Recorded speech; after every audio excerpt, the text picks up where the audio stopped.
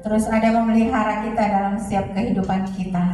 Kita bersyukur hari ini kita masih bisa menikmati kasih Tuhan yang begitu besar bagi kita semuanya, yang menikmati kasih Tuhan setiap hari. Semakin hari kita boleh semakin dibaharui di dalam kebenarannya. Gak kerasa hari ini udah 31 Mei aja, gak kerasa udah tahun ini akan berakhir lagi, udah setengah jalan ya, nggak kerasa. Jadi kehidupan kita begitu tidak berasa, tapi kita percaya bahwa perhentian kita akan ada di dalam Yesus Masihi Tuhan dan Juru Selamat kita. Mari kita berdoa terlebih dahulu. Bapa, sungguh kami mengucap syukur atas anugerah-Mu yang besar bagi kehidupan kami. Terima kasih Engkau masih pelihara kami pada hari ini Bapa. Engkau membangkitkan tubuh kami, jiwa kami, roh kami di dalam Engkau. Terima kasih atas perkenanan-Mu dalam kehidupan kami Bapa. Ampunkan untuk setiap dosa dan pelanggaran kami dalam setiap hari-hari kami Bapa.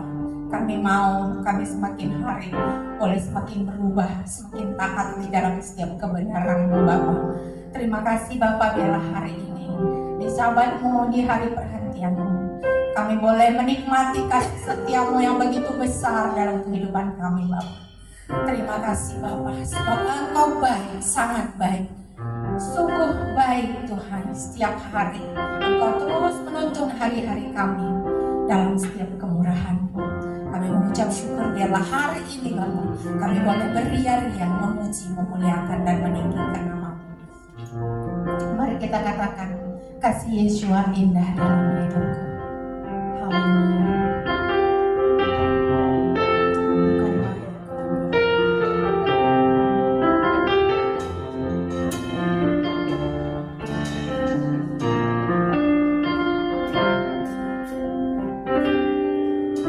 Kasih Yesus indah dalam hidupku, menghiasi hati dan jiwaku. Takkanlah hidup tanpa kasih-Mu Tuhan. Pegang tanganku sepanjang jalan. Kita katakan sekali, kasih Yesus, kasih Yesus indah dalam hidupku. Kasih hati dan jiwaku. Takkanlah hidup tanpa kasih-Mu Tuhan. Pegang tanganku sepanjang jalan. Kasih Yesus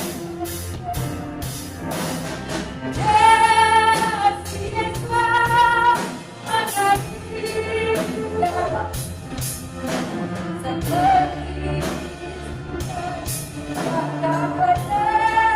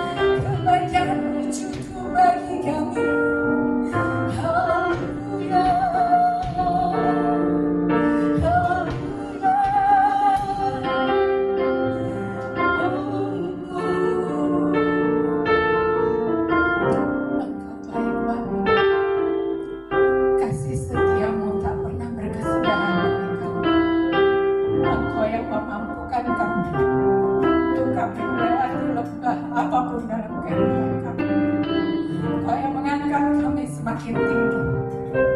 Sehingga ketika kami berlari pun kami tidak lelah, Bapa. Engkau terus menuntun kami. Engkau yang meneduhkan hati kami dengan kasih. Ajar kami untuk terus Bapa berjalan dalam ketetapan-ketetapan. Engkau baik. Bahkan kami tahu kami ada sampai saat ini hanya karena kasih dan kemurahan-Mu. Terima kasih Bapa.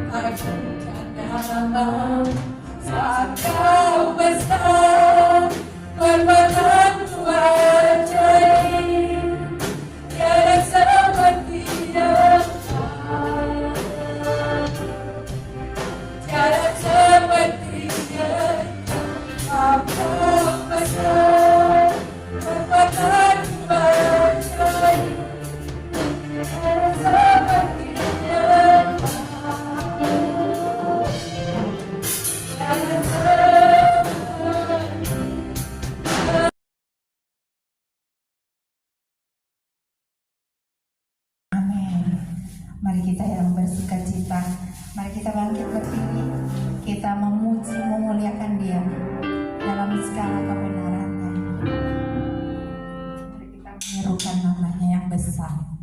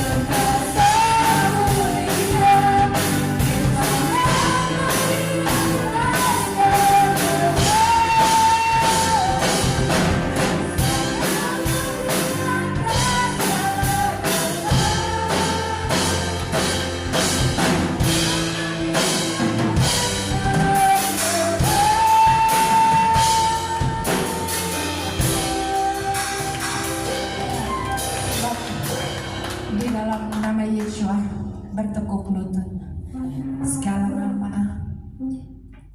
Ketika kita percaya kepadanya, apapun dalam kehidupan kita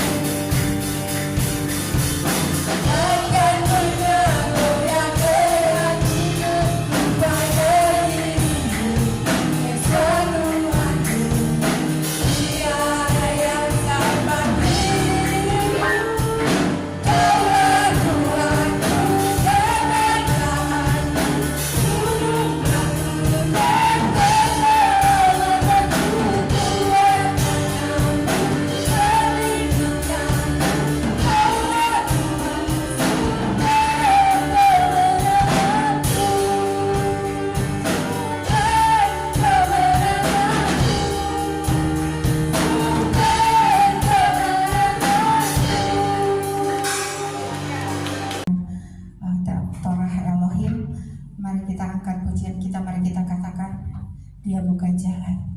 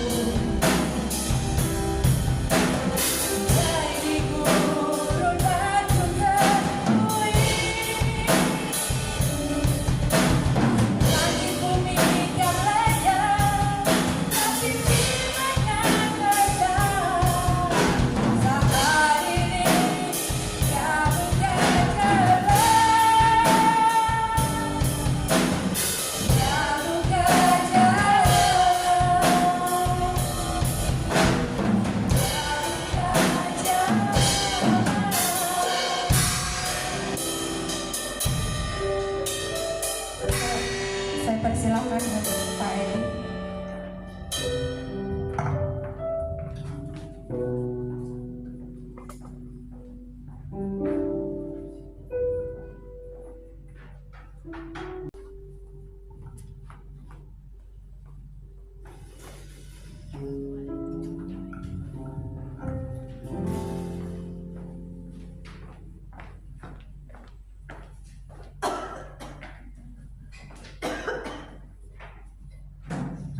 Sama-sama Bapak Ibu, kita memasuki sahur. Jadi kita siapkan hati kita. Dikatakan matofu ya. Jadi ini berkat dari Tuhan melalui Bileam. Awalnya dia mengutuki Israel, tapi Tuhan membalikan, dan Bileam diberi tuntunan untuk memberkati Israel. Jadi kita angkat pujian ini, matofu, bersama-sama.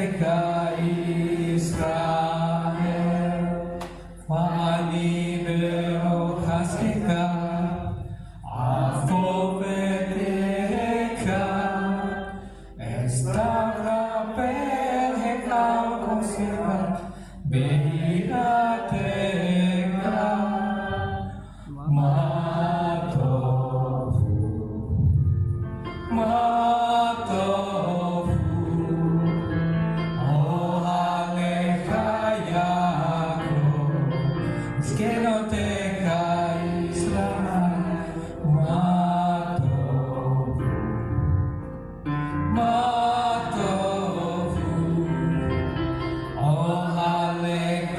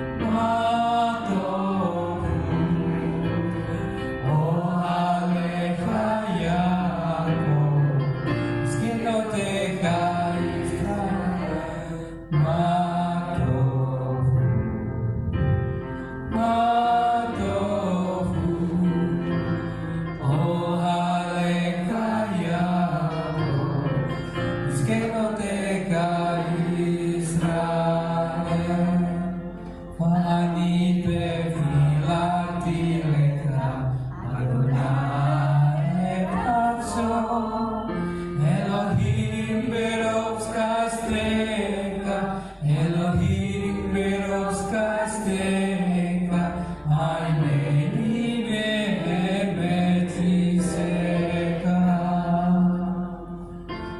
Mato,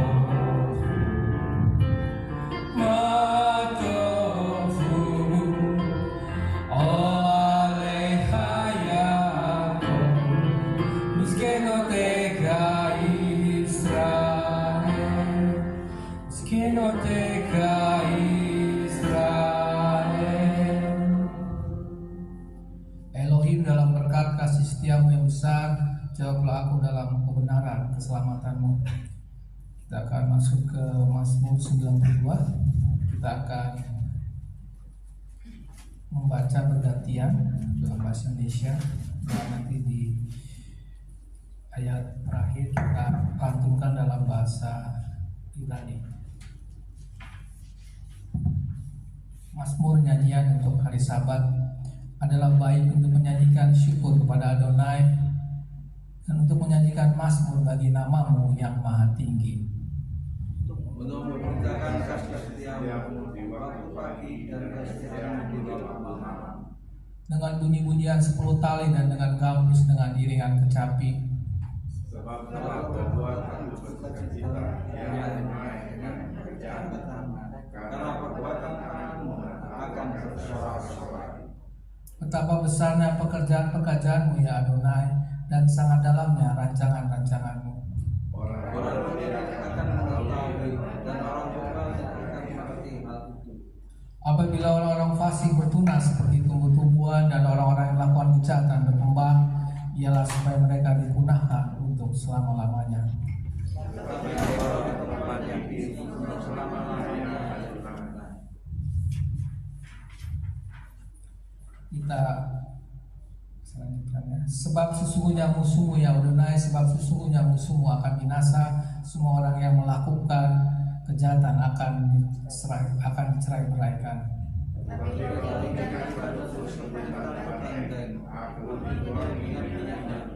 Mari kita bersama-sama. Mataku memandangi seteruku, telingaku mendengar teriak orang-orang jahat yang bangkit melawan aku. Kita lakukan Sadikata Manitra. Sadikata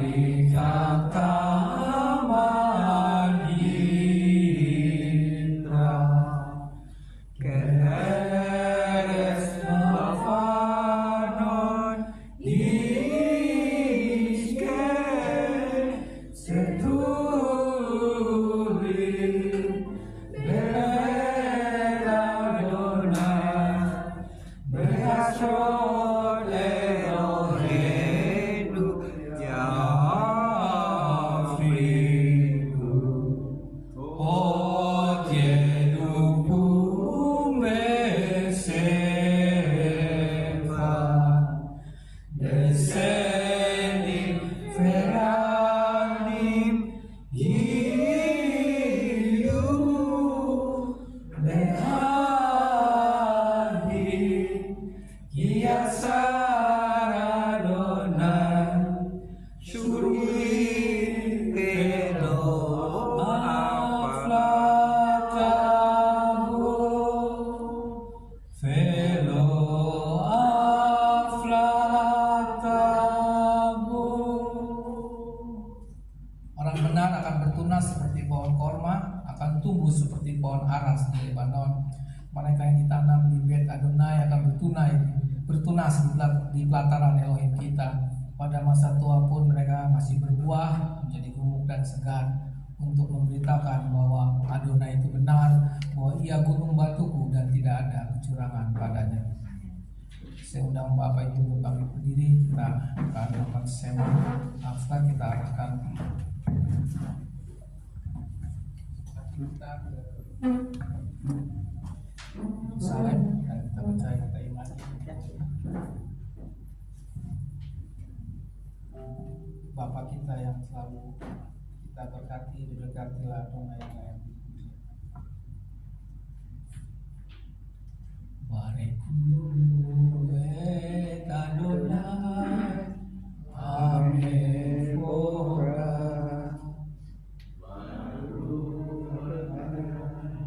amepura leola pae. Diberkatilah Adonai yang layak dipuja, diberkatilah Adonai yang layak dipuja selama-lamanya. Kita lakukan Shema. Shema Israel Adonai Eloheinu Adonai Echad Baruch Shekemo Malkuto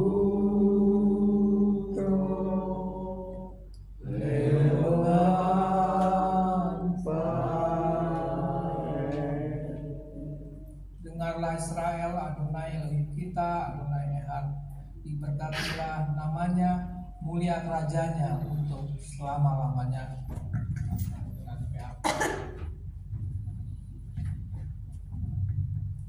Ve'ata et Adonai Eloheka ve'kol levaka uve'kol nafseka Uvekol meodeka Ve'hayu hari-hari maere Asher Eloki Mesaveka Hayo Alveka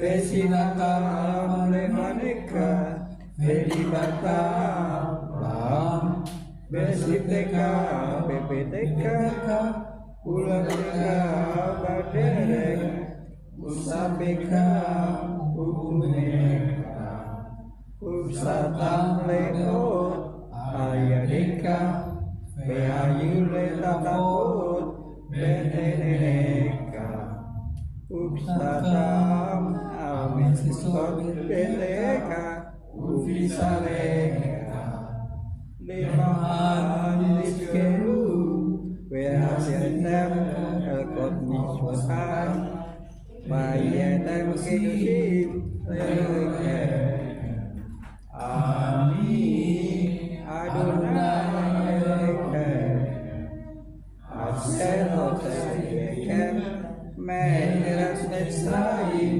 Le'yon Lakem Elohim Amin Adonai Elokem Adonai Elohim. Amin.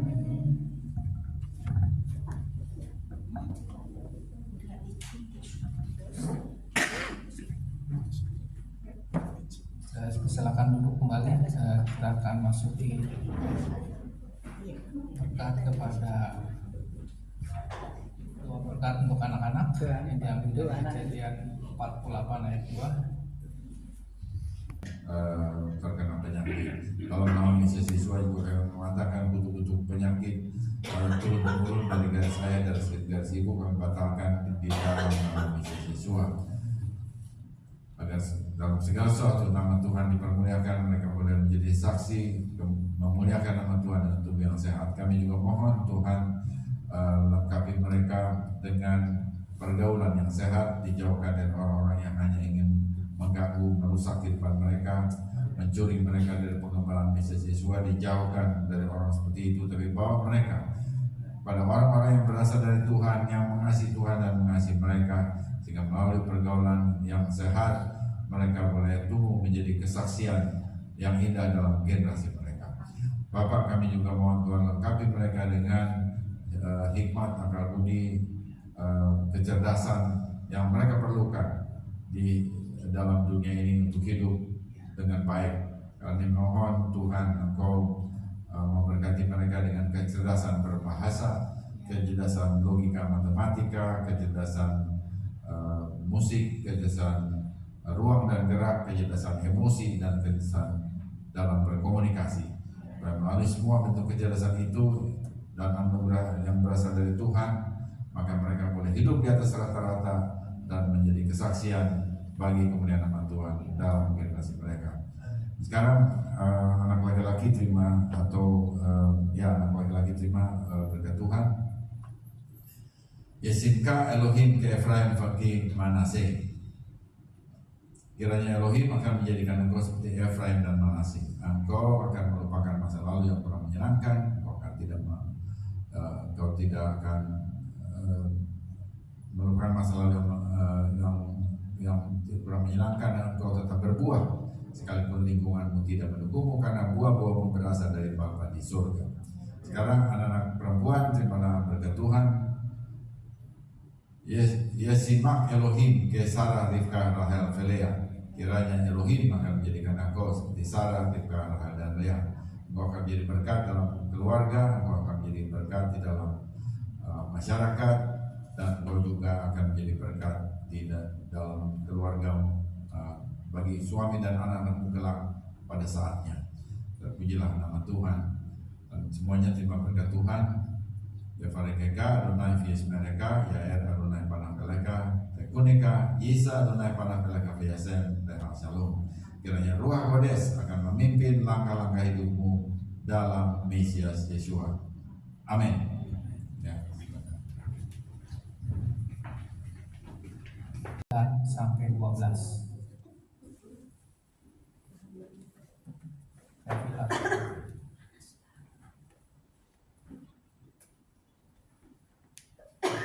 Kita ucapkan bersama-sama. Alvino Sela Samayin, Ikadesenka, Tapo Walupeka, Yase Soneka, Kiba Samayin, Ken Bares, Etlehen Bukenu, Teman Hayo, Usaklanu, Alhar Jenu, Kimo Sestokim, Kamanakmu, Laklak Imlamu, Yale Pienu, Sayon, Kikau Sanu bin Haram, Kamaka, Fianifura, Fianiferet, Olamin, Amin. Bapa kami yang di surga, dikuduskanlah namamu, datanglah kerajaanmu, jadilah kehendakmu di bumi seperti di sorga. Berikanlah kami pada hari ini makanan kami yang secukupnya, dan ampunilah kami seperti kami juga mengampuni orang yang bersalah kepada kami, dan janganlah bawa kami dalam pencobaan, tetapi lepaskan kami daripada yang jahat, karena Engkau yang punya kerajaan dan kuasa dan kemuliaan sampai selama-lamanya. Amin. Kita akan masuk ke pembacaan Torah. Untuk pembaca Torah hari ini Pak John Maronaya bisa ke depan, Pak.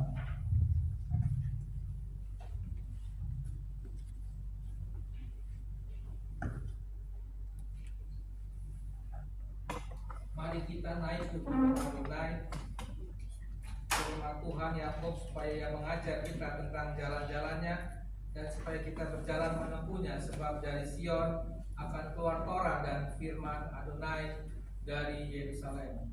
Tangkap pujian Kimet Sion Tesei Torah. Kimet Sion Tesei Torah. Sion Tesei Torah, udapan Adonai Mirusalaim, baru senakan Torah, baru senakan Torah, leamo Israel, itu satu. Dari Sion akan keluar Torah dan firman Adonai dari Yerusalem. Diberkatilah Dia yang memberikan Torah kepada umat Israel dalam kekudusannya. Kita berdoa. Pak John Maronaya, Dia yang memberkati leluhur kita Abraham, Ishak, dan Yakub, kiranya Dia memberkati Pak John Maronaya yang telah datang untuk menghormati Torah. Dan Tuhan, kiranya yang kudus diberkatilah Dia, memberkati dia dan keluarganya, dan mengirimkan berkat dan kemakmuran dalam segala pekerjaan tangannya. Silakan. Baru ata Adonai kami pora leolam pae. Baru ata Adonai Eloheinu melek haolam aser paker banu mikol haamin pe anakat lanu torato. Baru ata Adonai noten hatora. Diberkatilah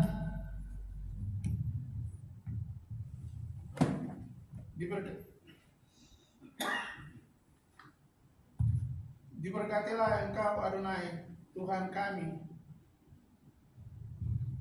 penguasa alam semesta, yang telah memilih kami dari antara bangsa-bangsa dan memberikan kami Torah. Diberkatilah Engkau Adonai yang memberikan Torah. Pemimbar 1 ayat 1 sampai dengan 4. Payadepar Adonai el Mose bemidar Sinai be'obol Mot be'eha lakodes haseni bersama haseni lecen merets mitsarim lemor seute ros ko ada benei Israel lemis pekotan lepei apotan besmipar semot kol sagat legul gelo tam mibet esrim sana apal mala ko yotse sapa be Israel tekidu otam letsin otam ata pe aharon pe cem yehu is lamate es ros leye apoloi hu.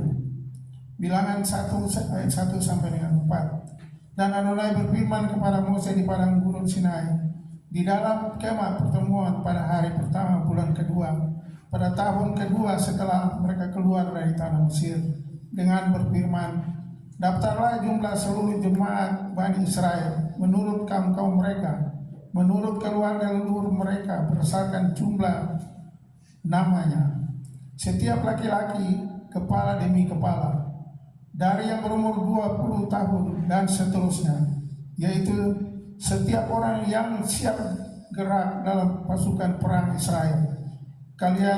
Engkau dan Aharon harus membilang mereka menurut pasukan-pasukan mereka, dan bersamamu haruslah ada seorang dari setiap suku yang menjadi kepala dari keluarga leluhurnya.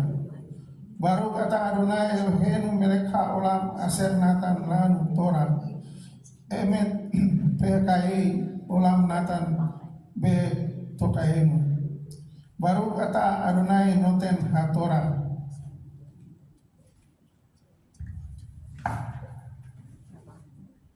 Diberkatilah Engkau Adonai Tuhan kami, Raja semesta alam, yang telah memberikan Torah yang benar kepada kami, yang memberikan hidup kekal di dalam diri kami. Diberkatilah Engkau Adonai yang telah memberikan Torah.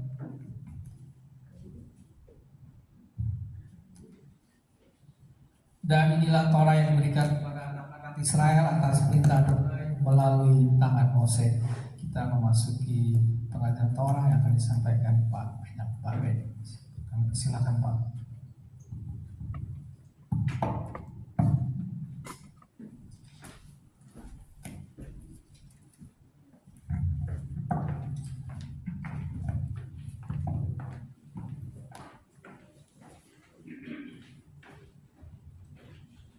Baik, Bapak Ibu, Saudara sekalian, kita akan sama-sama masuk dalam pengajaran firman Tuhan. Tapi sebelumnya mari kita bersatu dalam doa. Bapa dalam surga, terpujilah nama-Mu ya Tuhan. Terima kasih untuk pimpinan, pertolongan dan penyertaan Tuhan yang Tuhan berikan kepada kami sekalian. Terima kasih untuk Sabat yang Tuhan juga berikan kepada kami sebagai bangsa-bangsa, agar bersama dengan umat yang Tuhan telah pilih lebih dahulu, Israel, kami boleh mengikuti, menaati perintah-perintah-Mu ya Tuhan, dan karena itu kami boleh ada dalam rancangan kebenaran dan kehidupan, sumber keselamatan kekal. Seperti cara yang kita melekat kepada pokok anggur, demikian aku tinggal dalam kasih-Nya dengan melakukan segala perintah-Nya. Aku ada seperti yang dikatakannya, aku ada. Aku akan jadi seperti yang dikatakannya, aku akan jadi. Kehidupan yang berbuah lebat bagi kemuliaan-Nya. Firman Tuhan itu pelita bagi kakiku dan terang bagi jalanku. Ia tidak akan kembali dengan sia-sia, ia akan berhasil dalam perintah-Nya. Langit dan bumi akan lenyap, tetapi janji Tuhan kekal selamanya. Haleluya, amin. Silakan duduk Bapak Ibu. Ya, kita sampai kepada satu kitab yang baru lagi, yaitu kitab Bilangan. Tadi saya bicara sama diingatkan oleh Pak Tekno, saya. ya, Tekno, Pak Tekno ya. Karena ada juga di sana juga, jadi saya suka bilangnya ya Pak Tekno ya, bahwa ini kehilangan Hai ini nanti bulan Juli 1 tahun ya, betul ya? Iya. 1 tahun. Jadi kalau begitu, perasaan saya bahwa kitab Bamidbar belum dikotbahkan secara utuh ya di sini, di Keilat ini. Waktu dulu mulai itu bukan di kitab apa gitu ya. Jadi hari ini kita akan belajar kitab Bamidbar, karena dalam 1 tahun dengan cara sistem Parasa itu kita akan menjalani 5 kitab Mose yang pertama. Jadi kalau 1 tahunnya bulan Juli, sekarang udah Mei, ya kemungkinan begitu sudah persis dari awal atau belum gitu ya. Tapi hari ini kita akan sampai kepada kitab Bilangan. Kitab Bilangan pasal 1 ayat 1. Dari Bilangan 1 ayat 1 ya, dan seterusnya sampai 6 ya.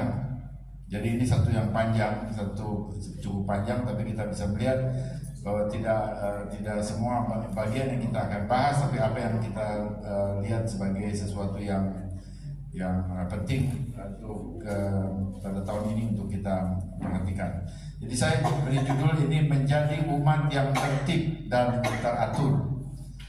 Jadi umat Tuhan itu dipanggil itu untuk bukan jadi umat yang berantakan, yang mengatur dirinya sendiri tapi nggak mau diatur oleh orang lain, ya bukan semau gue, tetapi umat yang teratur. Nanti kita akan lihat dalam Parasa ini bagaimana Tuhan menghendaki umatnya itu mengatur diri dan ada di dalam satu ketertiban.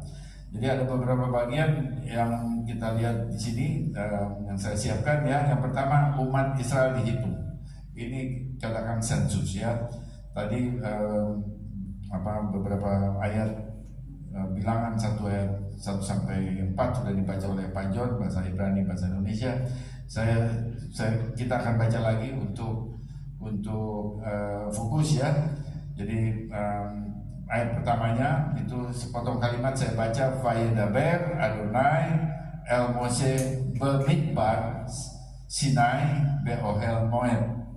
Jadi Adonai berfirman kepada Mose di padang gurun Sinai dalam kemah pertemuan. Itu ya kalimat itu. Jadi perkataan padang gurun itu Bemidbar. Padang gurun itu Bemidbar, dan kitab ini juga disebut Bemidbar. Jadi seluruh kitab Bilangan ini bicara tentang bagaimana Israel hidup di padang gurun, berjalan di padang gurun. Dan di sana di ayat pertama itu yang tadi dibaca, pada tanggal 1 bulan yang kedua, tanggal 1 bulan kedua itu bulan Iyar ya. Dan sekarang ini kita bulan Iyar, ini masih bulan Iyar, dalam tahun yang kedua sudah mereka keluar dari tanah Mesir. Itulah segenap umat Israel menurut kaum yang ada di dalam setiap suku mereka. Catatlah nama semua laki-laki di Israel yang berumur 20 tahun ke atas, yang sanggup berperang, orang demi orang. Engkau ini beserta Harun harus mencatat mereka menurut pasukannya masing-masing. Jadi kita lihat di sini ada satu perintah untuk menghitung, dan semuanya ada di dalam pasukan masing-masing. Jadi bukan hanya Israel saja campur aduk, tidak demikian ya. Nah, kita lihat kata yang tadi di dalam ayat pertamanya itu ada Bamidbar. Jadi Tuhan Adonai berfirman kepada Moses di padang gurun, itu di Bamidbar. Dan di dalam bahasa Ibrani Bamidbar itu artinya di padang gurun, Midbar itu padang gurunnya, B-nya itu menuju kata depan, di padang gurun. Nah, kemudian ini menjadi nama kitab itu ya.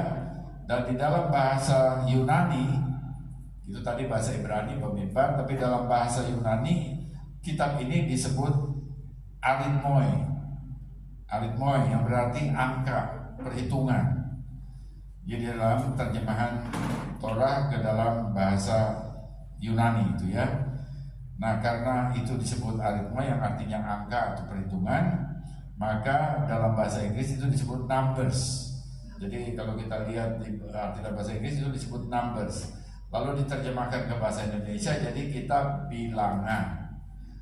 Ya, jadi kita lihat di bahasa Ibraninya itu Bamidbar, itu padang gurun, tetapi di kitab Alkitab kita terjemahnya bilangan. Mengapa begitu? Ya, masing-masing punya alasan, dan saya percaya kalau orang Israel itu menyatakan bahwa ini seluruh Alkitab itu memang kitab ini, maksud saya bicara tentang perjalanan Israel di padang gurun. Sementara orang ini dalam bahasa Yunani juga diterjemahkan oleh para rabi ya, itu melihat bahwa dalam kitab ini Tuhan memerintahkan untuk melakukan sensus. Jadi sensus itu menghitung, pakai angka. Lalu itu yang dipakai untuk menjadi nama kitab ini ya. Jadi kita lihat nama kitab bilangan itu dalam bahasa Ibraninya itu Bamidbar, tapi dalam kitab kita itu bilangan artinya angka. Nah, Bamidbar yang berarti padang gurun itu mencatat Israel mulai berjalan di gurun Sinai. Jadi kalau kita lihat mereka berjalan di padang gurun, maka kita tahu bahwa padang gurun itu adalah seperti lahan, daerah, kawasan atau wilayah tanpa tuan.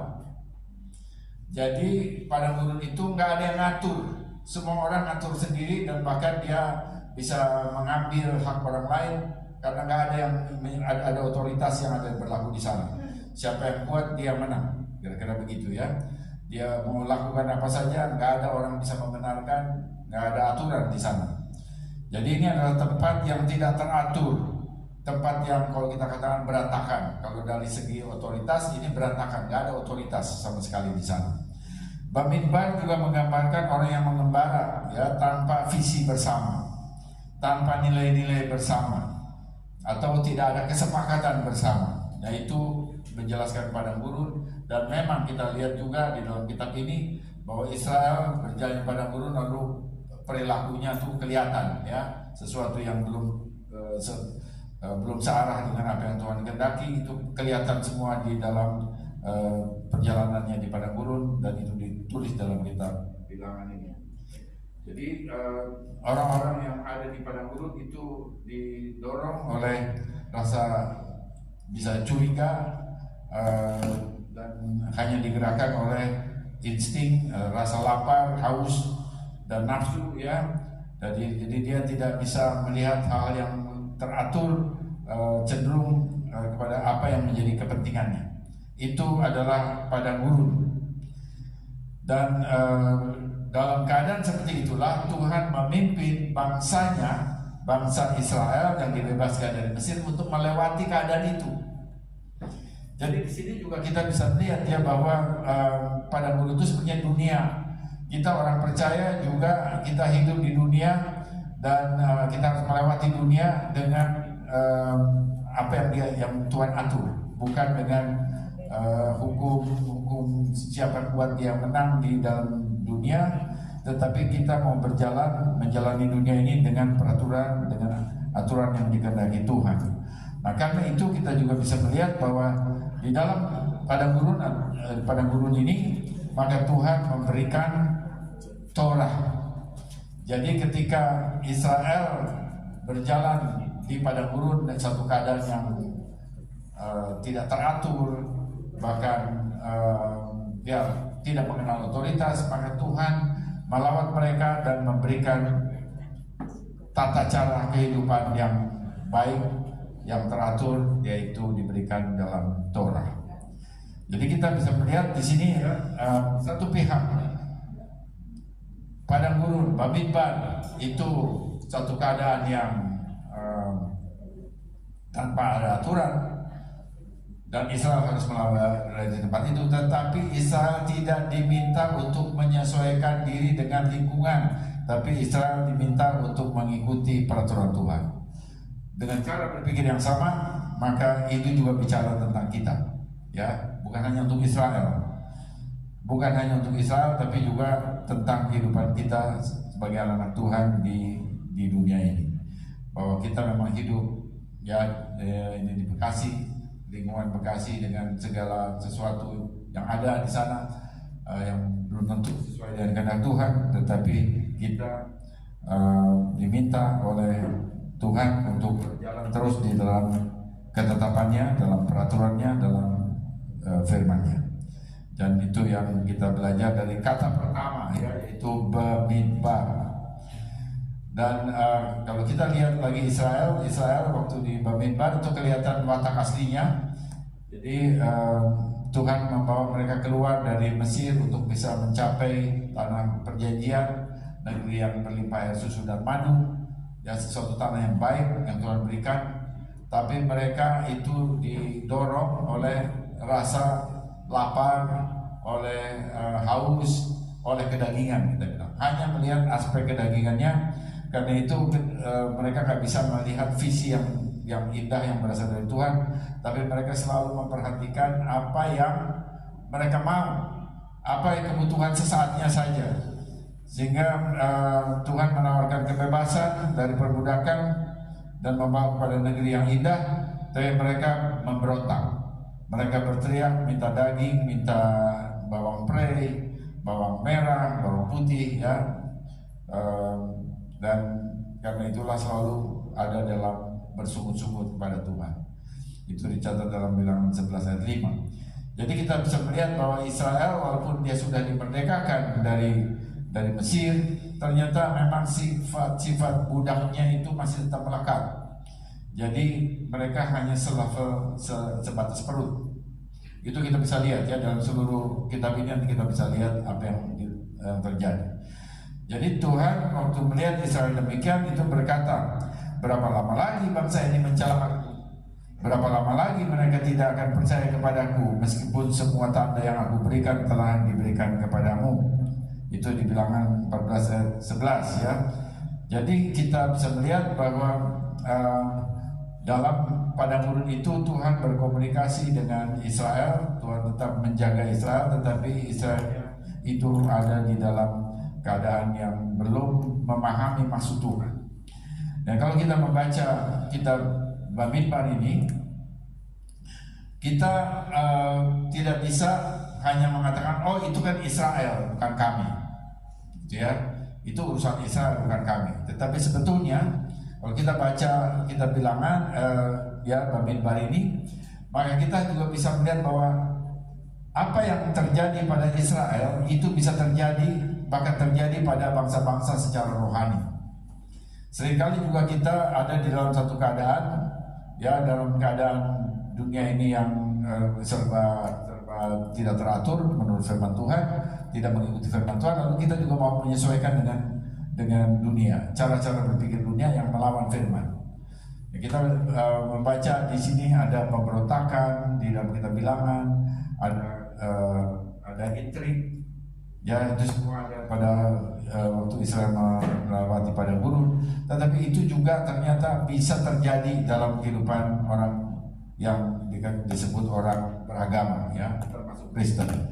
Nah, karena itu kita coba melihat, ya, bahwa apa yang Tuhan ajarkan dalam kitab Bilangan ini kepada umatnya itu perlu juga menjadi perhatian bagi kita semua. Supaya secara rohani kita menjadi umat yang diberkati oleh Tuhan. Nah, coba kita lihat sekarang bagaimana Tuhan membentuk Israel ini ya. Jadi orang Israel itu berjalan di padang gurun dan mereka berjalan itu diminta oleh Tuhan dalam pasukan. Jadi mereka berjalan di dalam pasukan.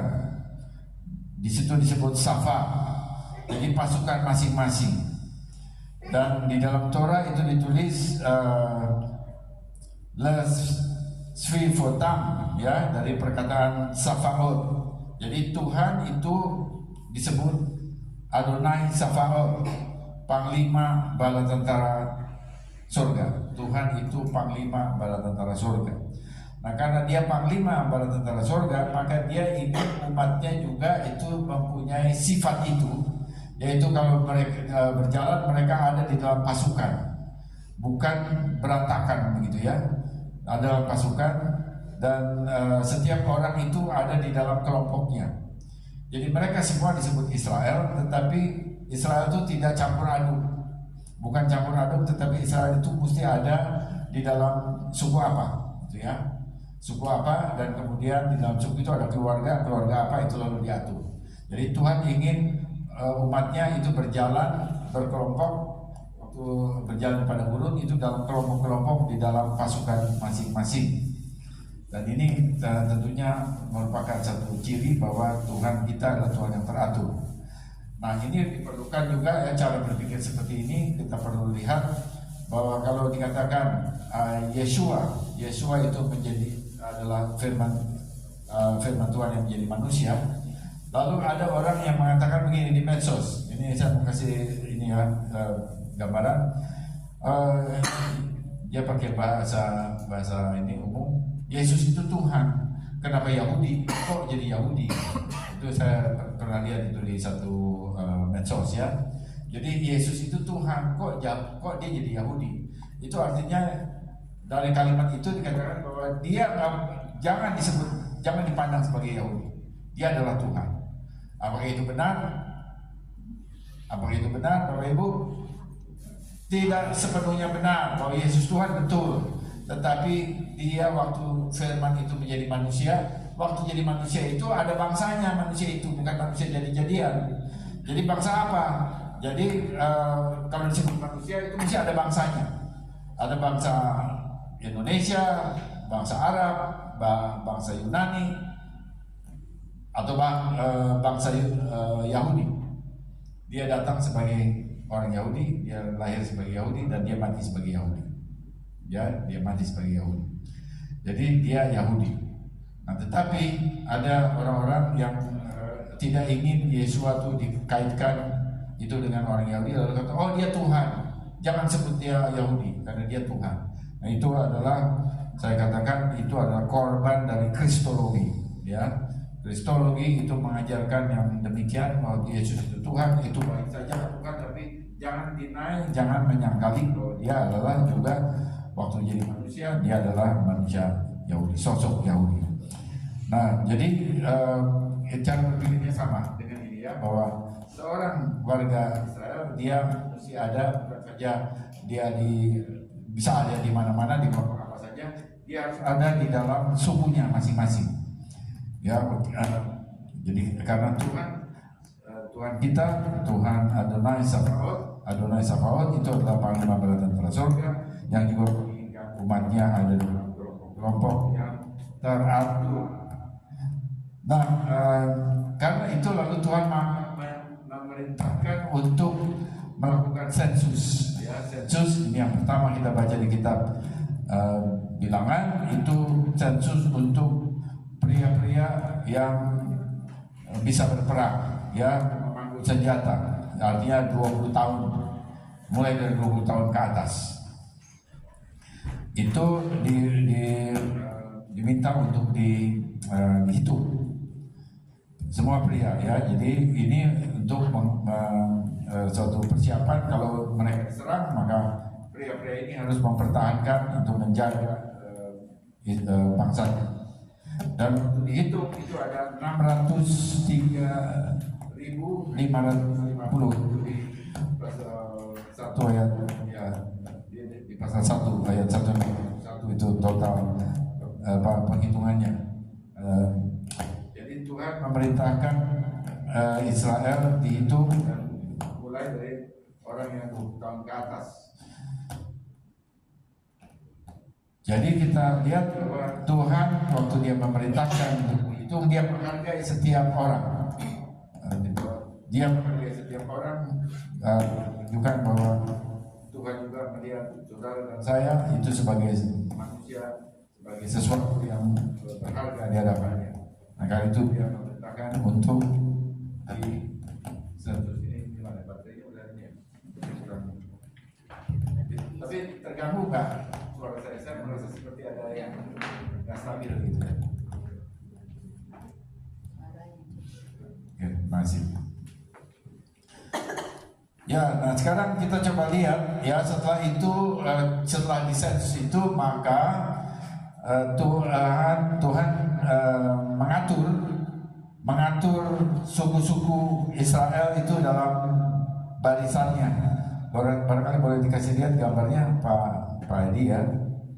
Coba lihat gambarnya ini bahwa Tuhan mengatur posisi Israel. Coba ya kita lihat ya. Jadi Israel itu waktu dia berkemah di padang gurun itu diatur. Ada tabernakel di tengah, tabernakel itu kemah Musa ya. Kemudian ada lingkar pertamanya itu adalah suku Lewi semuanya, suku Lewi, ada Merari, ada ada Gerson, ada Kohat ya. Itu semua itu ada bagian kemah untuk Mose. Jadi itu lingkaran yang paling dekat dengan tabernakel. Mengapa? Karena mereka melayani di tabernakel, mereka melayani di kemah Mose, di kemah pertemuan, di Miskan. Jadi mereka mesti dekat. Jadi bukan di jauh-jauh, dan mereka adalah lingkaran satunya itu. Tapi kemudian setelah itu kita lihat sekarang baik di dalam ibadah, dalam keluarga, juga di masyarakat. Kalau kita dibiasakan dengan keteraturan, maka kita juga menjadi bagian yang teratur di dalam masyarakat kita. Nah kemudian Tuhan juga memerintahkan di dalam gambar itu ada suku Lewi ya. Tuhan juga memerintahkan menghitung orang-orang Lewi. Tetapi untuk orang-orang Lewi itu batasannya lain. Karena orang Lewi bukan dimaksudkan untuk perang, tapi orang Lewi dimaksudkan untuk melayani Tuhan di kemah suci. Karena itu yang dihitung itu bayi umur, atau bukan bahkan bayi, jabang bayi umur 1 bulan. Saudara bisa baca itu di Bilangan 3 ayat 15 ya. Coba ikuti saya di situ 3:15. Jadi suku Lewi itu dihitung kalau masih dalam kandungan ibunya. Masih dalam kandungan ibunya 1 bulan. Ya, jadi itu yang udah yang sudah dihitung di situ ya. Nah, jadi apa artinya ini? Apa artinya bahwa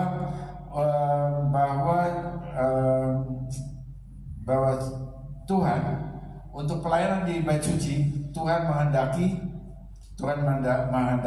itu disiapkan dengan lebih lama. Seorang yang untuk melayani Tuhan itu melayani Tuhan perlu dipersiapkan dengan baik. Ya, saya kira itu ya, bahwa ia disiapkan dari masa kecilnya. Nah, lalu jadi apa sebetulnya ya? Dia umur 1 bulan itu bisa apa gitu? Bayi 1 bulan itu umur seperti itu dia bisa apa gitu ya? Nah, jadi nggak bisa apa-apa. Tetapi di situ kita bisa melihat ya bahwa ibunya harus menjaga anak itu. Bahkan sekarang ya kalau kita lihat orang-orang Yahudi, mereka mengandung anak itu ya, maka mereka mulai membacakan Torah untuk anaknya. Jadi dengan begitu lalu seakan-akan ibunya menyiapkan anak-anaknya untuk mengasihi Torah. Jadi di sini kita bisa melihat bahwa pelayanan itu perlu mendapatkan waktu yang cukup untuk dipersiapkan bagi kemuliaan nama Tuhan. Jadi pelayanan itu perlu waktu untuk menyiapkannya. Dan itu kita bisa melihat bagaimana suku Lewi dihitung dengan cara yang berbeda daripada suku-suku yang lain. Nah, kemudian suku Lewi juga bertugas menggantikan anak-anak sulung Israel setelah insiden anak lembu emas itu ya, mereka diminta oleh Tuhan melayani di Bait Suci. Lalu mereka melayani di Bait Suci, padahal tadinya sebelum insiden anak lembu emas, Tuhan sudah menetapkan bahwa yang melayani di Bait Suci adalah anak-anak sulung dari semua suku Israel. Jadi 12 suku Israel itu anak sulungnya melayani di Bait Suci. Tapi setelah anak lembu emas, orang Lewi yang mau meninggikan Tuhan, yang mau mengikuti perintah Tuhan, mereka membunuh semua orang penyembah berhala, maka Tuhan memilih Lewi menjadi pelayan di Bait Suci, ya, pelayan di Bait Suci.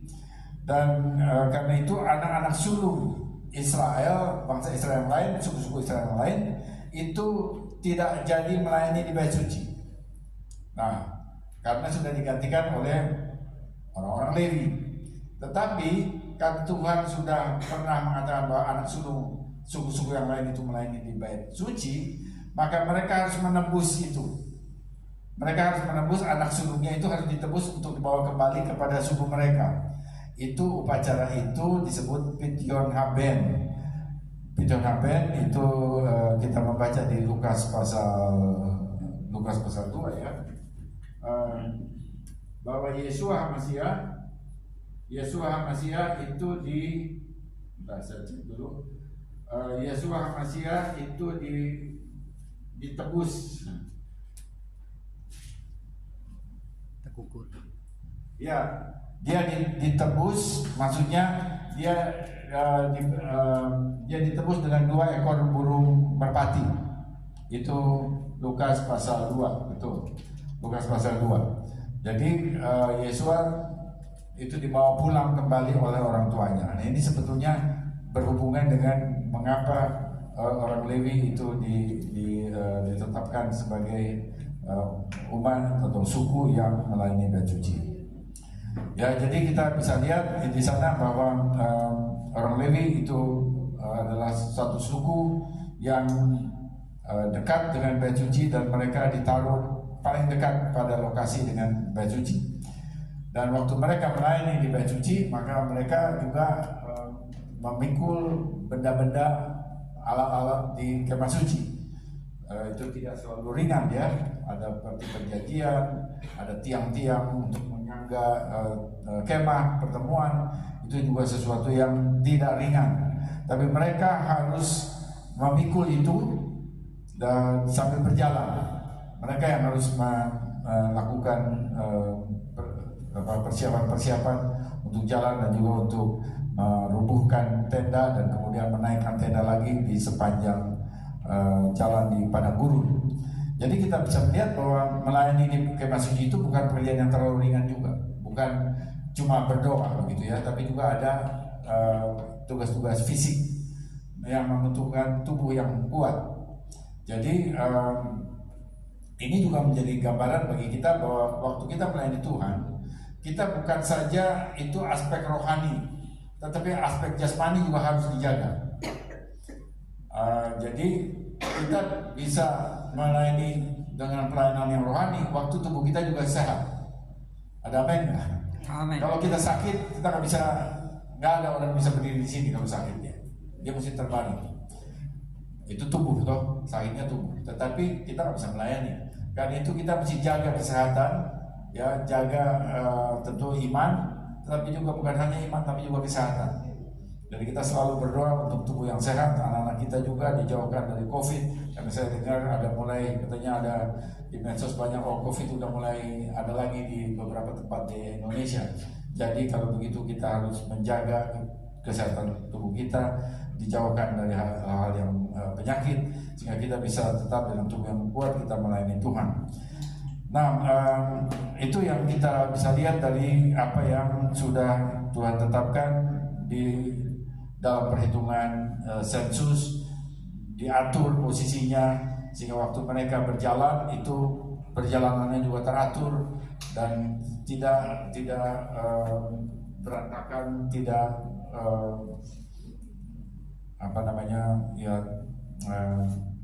tidak yang satu ada di suku yang lain, yang lain suku yang lain ada di tempat yang lain, sehingga nggak bisa dicari gitu ya. Semuanya bisa dicari, ada alamatnya begitu ya.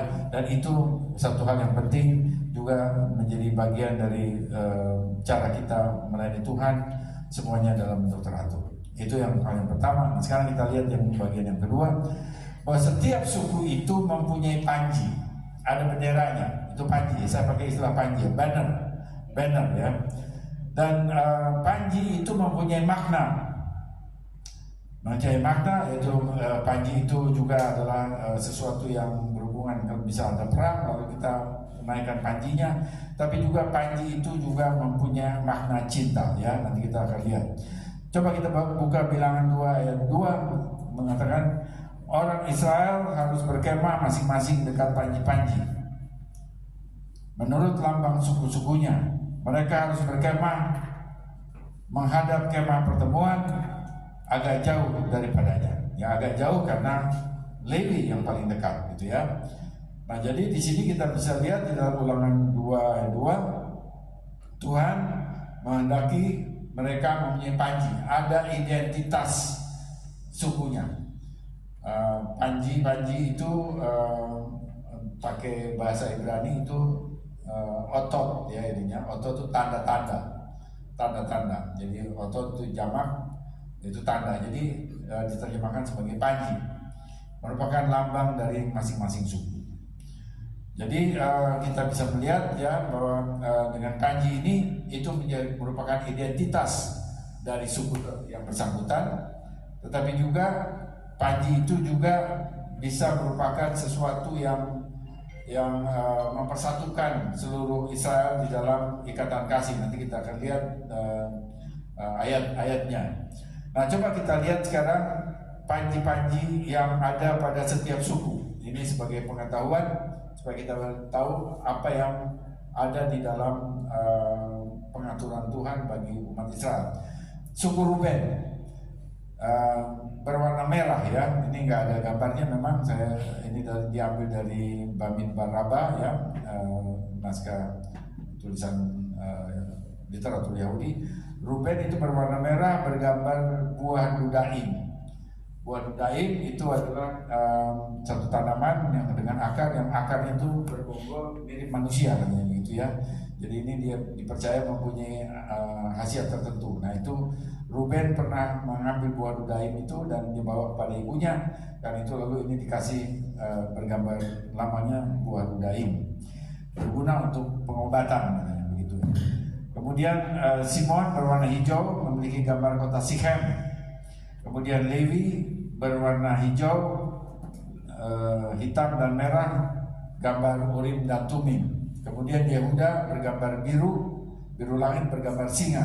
Ini semua dihubungkan dengan berkat dari Yakub kepada umat Israel. Isahar berwarna hitam, kebiruan dan bergambar matahari dan bulan. Zebulun berwarna putih dan bergambar kapal. Kemudian suku Dan berwarna seperti safir, lalu ada gambar ular. Gad berwarna abu-abu, bergambar perkemahan, dan Naftali itu berwarna merah dan bergambar rusa. Jadi semuanya ini ada masing-masing identitas pribadi dari sukunya masing-masing. Dan kita bisa melihat ya bahwa bendera Yosef juga kemudian ada suku bendera Yosef. Yosef itu berwarna hitam dengan gambar dua pangeran, artinya dia diwakili oleh Efraim dan Manasye. Kemudian Benyamin berwarna-warni dengan gambar serigala. Nah, kalau kita lihat bendera-bendera ini, lalu kita bisa melihat bahwa Tuhan memang mengizinkan tiap suku mempunyai identitas pribadi. Jadi setiap orang itu mempunyai kepribadian, itu Tuhan berkenan. Nah, kemudian kalau kita lihat bendera, maka kita melihat bahwa ini merupakan satu identitas, seperti bangsa Indonesia juga punya identitas bendera, dan itu merupakan satu hal yang dihormati ya. Jadi walaupun itu adalah selembar kain, tetapi bendera suatu bangsa itu tidak pantas untuk diinjak-injak, dan itu merupakan satu simbol semacam penghinaan. Kalau bendera dibakar dan sebagainya, itu adalah satu bentuk penghinaan, walaupun itu adalah hanya lambang, hanya bendera, hanya kain. Kalau bendera dibakar itu tidak berarti bangsa itu yang semuanya terbakar, itu adalah lambangnya. Tapi toh tetap itu mempunyai arti yang tidak bisa disingkirkan atau dipandang remeh ya. Nah, jadi kita juga melihat bahwa hal itu ada di lingkungan Israel, bahwa panji atau bendera itu merupakan sesuatu yang diperkenan oleh Tuhan untuk ada di lingkungan Israel, di lingkungan umatnya. Tetapi panji yang utama, ya, panji yang utama sebetulnya di dalam Alkitab itu ditujukan untuk meninggikan Tuhan. Jadi panji itu ditaruh di atas, nggak pernah ditaruh di bawah. Bendera itu di atas, itu maksudnya untuk meninggikan seperti Tuhan ditinggikan. Itu kita baca di dalam Keluaran 17 ayat 15 ya. Keluaran 17 ayat 15 bilang begini, lalu Mose mendirikan sebuah mezbah dan menamainya Tuhanlah panjiku, Adonai Nisi. Perkataan Nisi itu bisa berarti panji atau ya banner, tetapi juga Nisi itu dari Nes ya. Nisi itu dari Nes. Nes itu adalah mujizat. Jadi waktu Mose itu mendirikan satu mezbah dan namanya Tuhanlah panjiku, itu memang dia bisa menaikkan seakan-akan itu ada satu bendera yang dinaikkan, yang ditaruh ke atas untuk memuliakan Tuhan sebagai tanda kemenangan. Tetapi pada saat yang sama itu juga menyatakan bahwa ini karena kemenangan ini disebabkan oleh karena mujizat Tuhan. Jadi ada dua makna yang menjadi satu ya di dalam kata Nes atau Nisi. Lalu Adonai adalah kemenanganku, Adonai adalah mujizat. Jadi kita bisa lihat di sini bahwa panji itu menunjukkan kemenangan, dan panji juga itu mempunyai arti mujizat. Nah, ini kita bisa lihat di dalam Mazmur 20 ayat 6. Kami mau bersorak-sorai tentang kemenanganmu dan mengangkat panji-panji. Itu pakai perkataan Nigol, demi nama Elohim kita kiranya Adonai memenuhi segala permintaanmu. Jadi kita lihat di sini bahwa panji itu panji-panji itu menyatakan kemenangan, dan Tuhan yang menang itu merupakan satu tanda juga bahwa Tuhan akan memberikan kepada umatnya apa yang Tuhan minta, yang diminta oleh umatnya, dan juga memberikan kemenangan kepada umatnya. Ya, jadi kita bisa lihat ini ada di dalam Mazmur 20 ayat 6. Dan setiap panji itu lalu punya juga diperkenan untuk jadi identitas suku masing-masing. Ya. Nah sekarang begini, kalau semua suku itu terlalu terfokus kepada panji, kepada identitas pribadinya, maka dia akan mengabaikan suku yang lain karena terlalu fokus kepada dirinya sendiri, fokus kepada sukunya sendiri, lalu dia mengabaikan suku yang lain. Lalu dalam arti yang seperti itu, maka panji dalam arti identitas pribadi itu lalu mempunyai batas, begitu ya. Nah, bagaimana kita mesti kasih batas supaya jangan menjadi ekstrim, bahwa dia kenal dirinya, sukunya, tapi kemudian yang suku yang lain itu dipandang rendah. Bagaimana supaya ekstremitas itu tidak terjadi? Maka ini lalu kita membawa kita kepada aspek kedua dari panji, yaitu kasih. Nah, itu kita baca di dalam Kidung Agung pasal 2 ayat 4 yang bilang begini, tetapi dibawanya aku ke rumah pesta Di dalam bahasa Ibrani bait, yain, rumah anggur, diterjemahkan jadi rumah pesta, dan panjinya, diglo, di atas klub adalah cinta atau kasih. Ini pakai perkataan ahava. Jadi panji yang dilihat oleh Salomo waktu dia menulis Kidung Agung 2 ayat 4 ini adalah kasih. Nah, jadi kalau begitu tadi panji adalah identitas pribadi, sekarang panji itu melambangkan kasih. Jadi dengan cara yang seperti kedua hal ini harus digabung jadi satu, bahwa waktu kita melihat identitas pribadi kita, maka kita juga harus mempunyai kasih supaya kita bisa melihat bahwa diri kita, identitas pribadi kita adalah bagian dari umat atau komunitas yang lebih besar. Ya, jadi ini kita lihat juga dalam diri kita. Jadi setiap jemaat itu dibagi jadi ada keluarga-keluarga, ada pribadi-pribadi.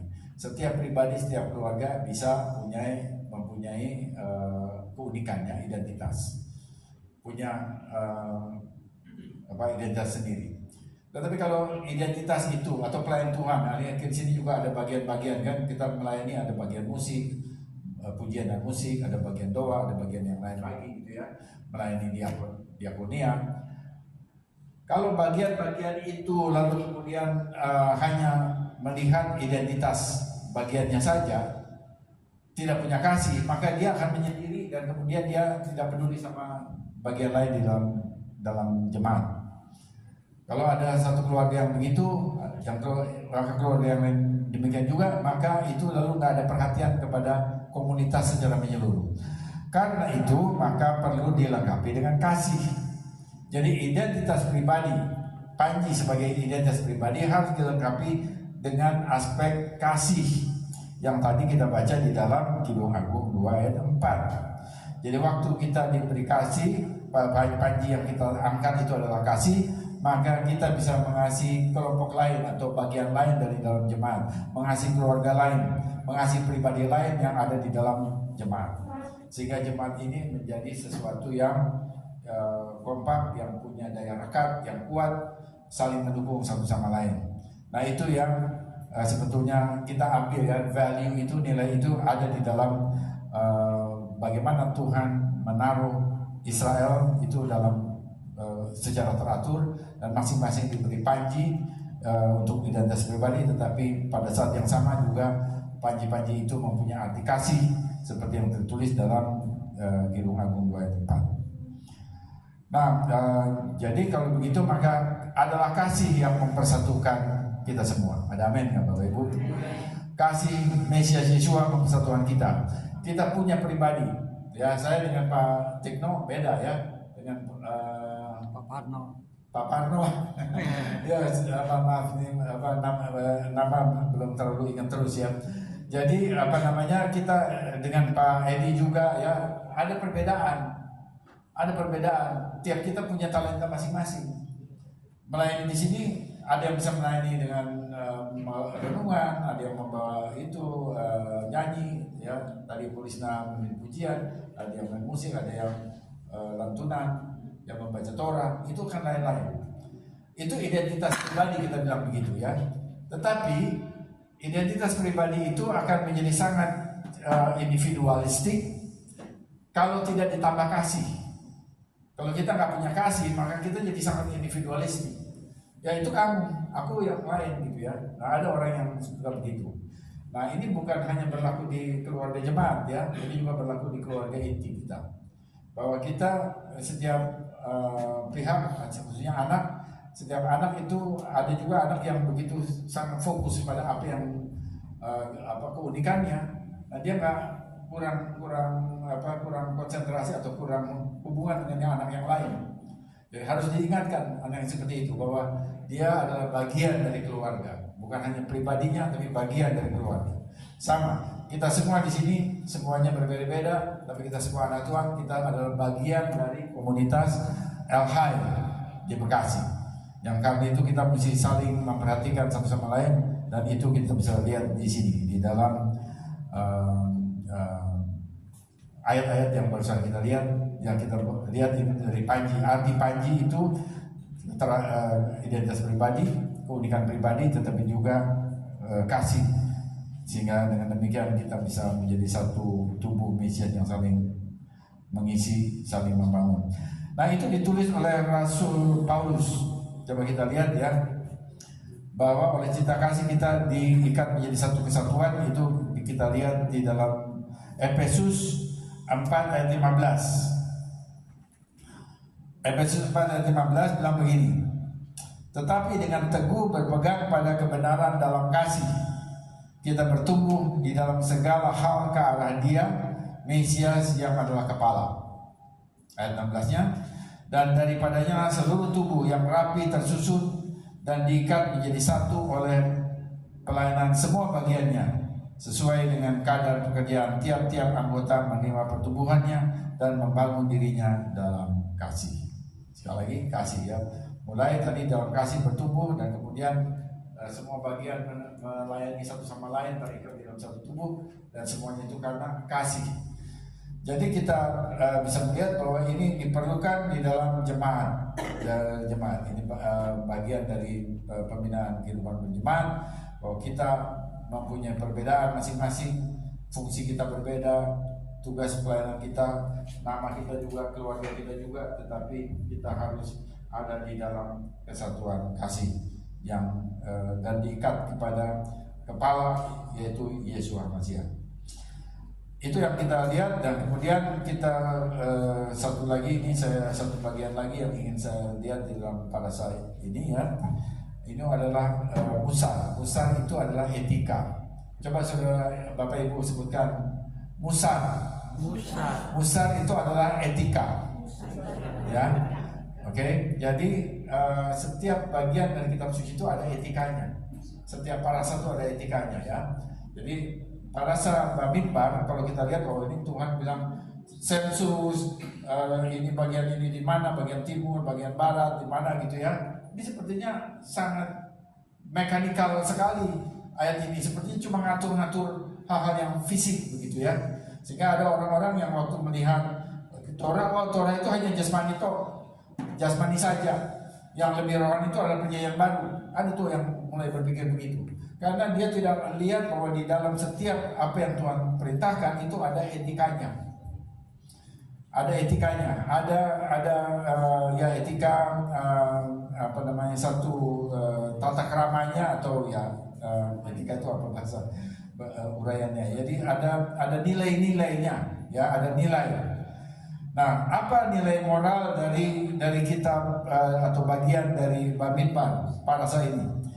Nilai moral yang mengemuka di parasa Bamidbar bagian yang pertama dari kitab bilangan ini adalah seder. Seder, coba sebut seder. Ya, seder itu apa artinya? Seder itu adalah teratur, adalah tertata baik, satu tatanan, order. Bahasa Inggrisnya seder itu sama dengan order, artinya tatanan. Kita ingat ada seder Pesak, ya. Bapak Ibu pernah ikut seder Pesak kok? Coba lihat dari pertama sampai akhir semuanya teratur semuanya. Itu diatur, itu disebut seder.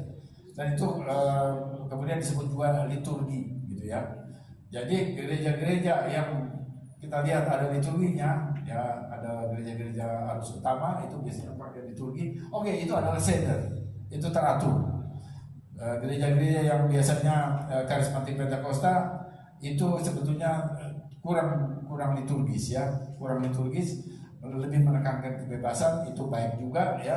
Tetapi kita dalam misianik ini kita mesti menerima lagi bahwa umat Yahudi itu waktu dia beribadah itu ada seder, ada pakai sidur gitu ya. Nah itu adalah liturgi. Jadi kita menerima liturgi, kita mesti terima itu ya, bahwa itu ada seder. Nah, orang yang biasanya cuma ada di persekutuan, jadi lagu kemudian doa langsung firman lalu selesai gitu ya, itu nggak ada liturginya. Kalau begitu, nah kita ada liturginya yang tadi Pak Edi itu melantunkan mulai dari Matofu, itu liturgi. Jadi di dalam ibadah mesianik itu ada unsur yang bebas. Unsur bebasnya apa? Tadi kita nyanyi puji Tuhan, ada musik, ada ada nyanyi Ibu Risna pimpin pujian, itu bebas. Kita bisa tepuk tangan, angkat tangan, kita bisa menari, itu kebebasan. Itu ada dalam ibadah mesiani. Ya. Tetapi ibadah mesiani juga ada unsur yang lain, yaitu sidur. Sidurnya tertata. Kita diatur ya. Jadi mari kita berdiri bersama-sama, mari kita lanjutkan ini. Semuanya sudah tertata. Nah, itu bagian yang diperlukan. Nah, kalau Bapak Ibu ada yang tadinya berasal dari persekutuan doa, yang nggak ada yang begitu, maka di mesiani dilengkapi.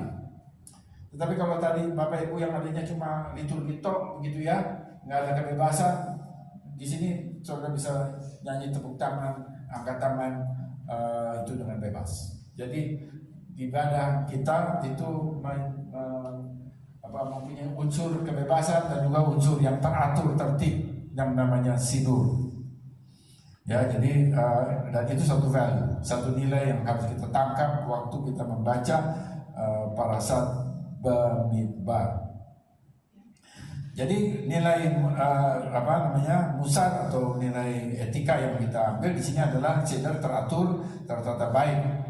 Jadi dalam semua ini diperlukan untuk bukan hanya di dalam ibadah, tapi juga di masyarakat, juga di bangsa dan negara kita. Ada banyak hal. Indonesia ini belum semuanya terlalu teratur ya. Tapi kalau mereka mau mengikuti apa yang ada diajarkan oleh Torah, itu akan menjadi teratur. Kita lihat di Israel. Israel itu negara baru, merdekanya juga 3 tahun sesudah Indonesia, tapi negara itu ya sangat teratur. Karena bangsanya itu mengikuti pola pikir yang ditetapkan oleh Torah. Nah, tadi misalnya begini, sebagai contoh ya, mereka meniru Torah itu sedapat mungkin. Tadi kita lihat bahwa ada ini sensus orang anak laki-laki yang berumur 20 tahun ke atas, 20 tahun dan ke atas gitu ya. Nah, ini ditiru, angka 20 itu ditiru. Jadi setiap orang anak pria di Israel itu wajib militer untuk bela negara ya, wajib militer itu umur 20. Jadi kalau kita lihat IDF yang perang melawan Hamas gitu ya, itu ya yang meninggal juga gitu kan, itu kita lihat semuanya muda-muda itu, umurnya 20, 21. Aduh, saya bilang sayang banget ini ya.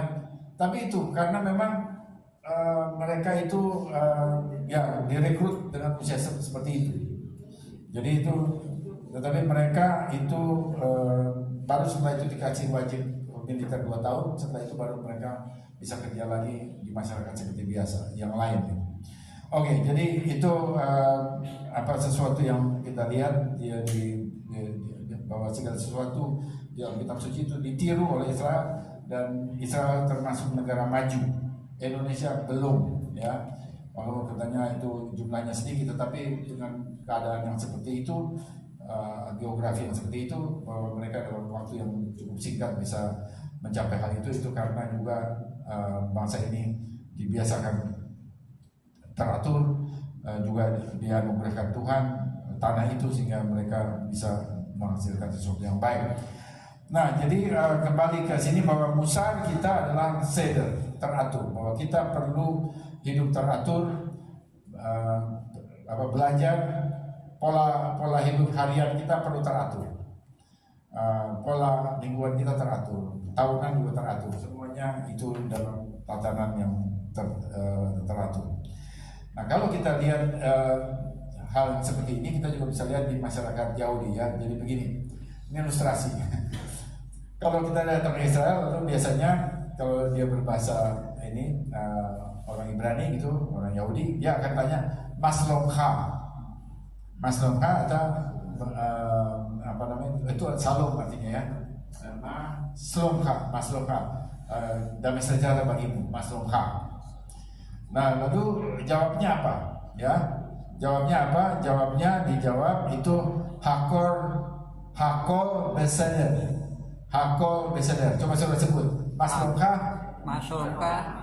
Oke ya. Kemudian jawabnya Hakol Beseder. Hakol Beseder. Oke ya.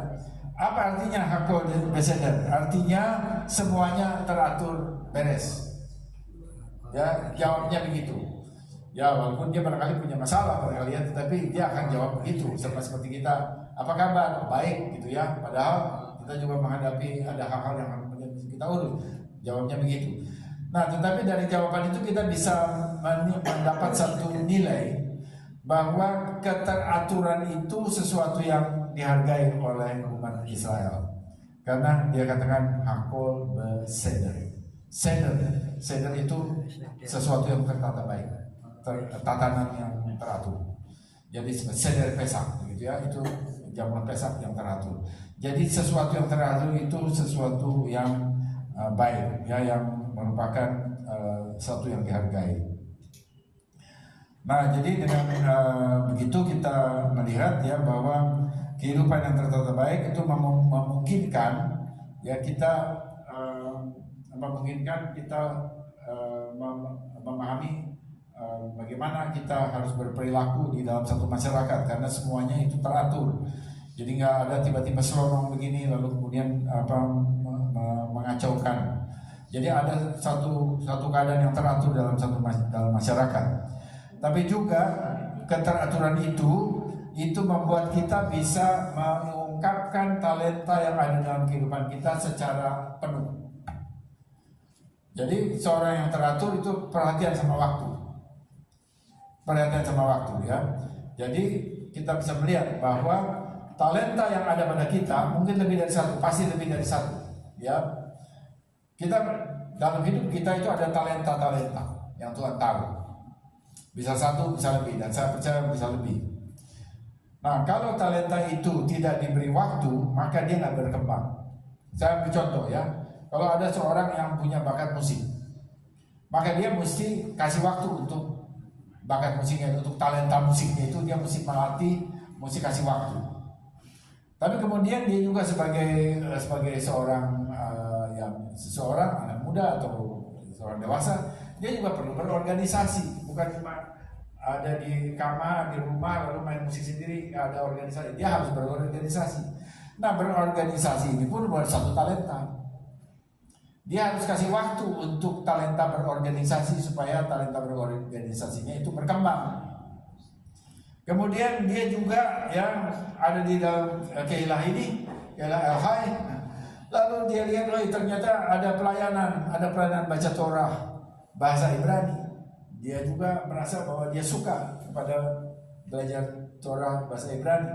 Lalu itu juga talenta yang Tuhan kasih pada dia. Dia suka bahasa Ibrani, dia mau untuk itu dia harus salurkan dengan membaca Torah.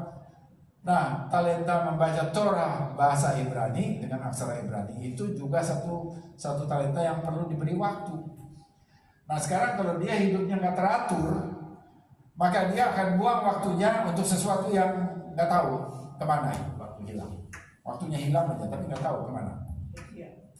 Karena itu lalu talentanya barangkali dia bisa pelihara cuma satu, padahal dia punya 3 talenta, tapi yang bisa cuma satu. Nah, itu pun udah masih lumayan kalau satu. Kalau sama sekali talentanya nggak dikasih waktu, dia hanya ngurusi yang lain, hanya chat-chatan yang nggak jelas mau kemana begitu ya. Maka dia nggak kasih waktu untuk apapun dalam hidupnya, untuk talenta-talenta yang Tuhan sudah taruh dalam hidupnya. Lalu itu yang namanya tidak teratur, tidak tertib, dan karena itu lalu kita mematikan talenta yang ada di dalam kehidupan kita. Jadi penting sekali ya, keteraturan itu penting dalam kehidupan setiap orang. Kemudian juga apalagi kalau bahwa kita juga perlu berolahraga.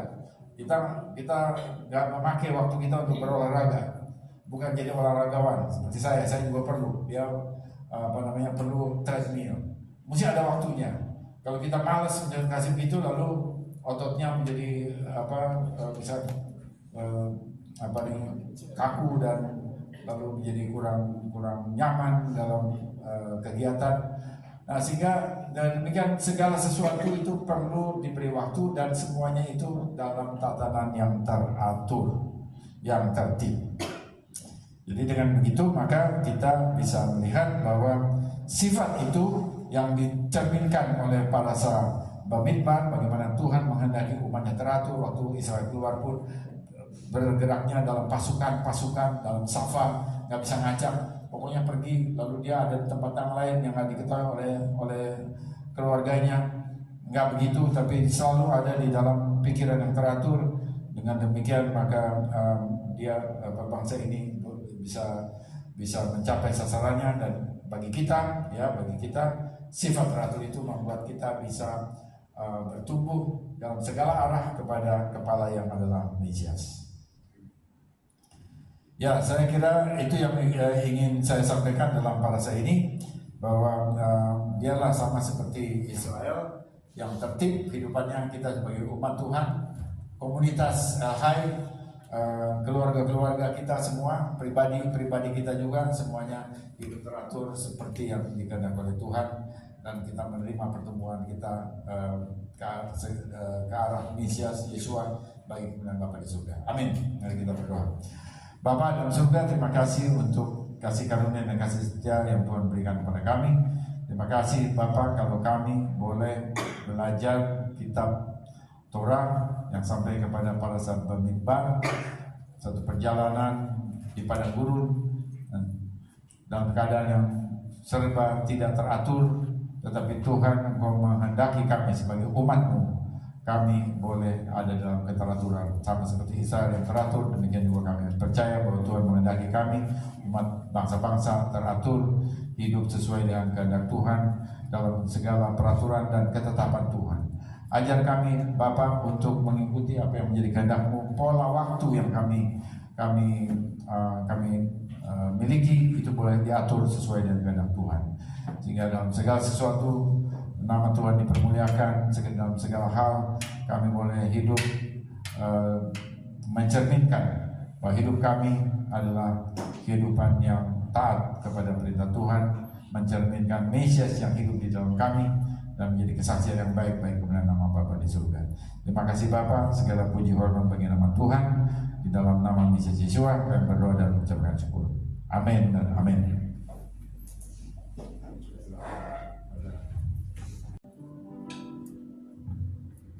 Segala puji hormat bagi nama-Mu Bapa Surgawi. Hari ini Tuhan telah kami memuji Tuhan, berdoa mendengar pengajaran-Mu. Kami mohon berkati kami ya Tuhan. Terpujilah nama Tuhan. Saudara sekalian, terimalah berkat Tuhan. Yevarekeka Adonai vis mereka. Amin. Ya Adonai panah meleka fekuneka. Yesa Adonai panah meleka feyasem leha shalom. Amin. Adonai memberkati engkau dan melindungi engkau. Adonai menyinari engkau dengan wajahnya dan memberi engkau kasih karunia. Adonai mengangkat wajahnya kepadamu dan memberi engkau damai sejahtera. Amin. Diberkatilah engkau di kota dan di ladang. Diberkatilah bakul dan adonanmu. Diberkatilah buah kandunganmu. Diberkatilah engkau ketika engkau keluar dan ketika engkau masuk. Engkau akan menjadi kepala dan bukan ekor. Engkau terus menaik dan tidak menurun. Pada saat memegang segala perintah Adonai Elohim dan melakukannya dengan setia. Amin. Kiranya Yeshua HaMashiach akan membawa engkau kepada orang-orang yang tepat, yang akan memberkati dan melengkapi hidupmu, baik pria maupun wanita. Kiranya Ruach HaKodesh akan membawa engkau kepada keputusan-keputusan yang benar, sehingga engkau boleh terus berjalan kita jalan raya kemenangan yang Tuhan sudah sediakan bagimu. Kasih kami Yesus HaMashiach dan kasih Bapa setelah persekutuan Ruach Kudus menyertai saudara sekalian sampai Maranatha, Mesias datang kedua kalinya, dan semua orang percaya katakan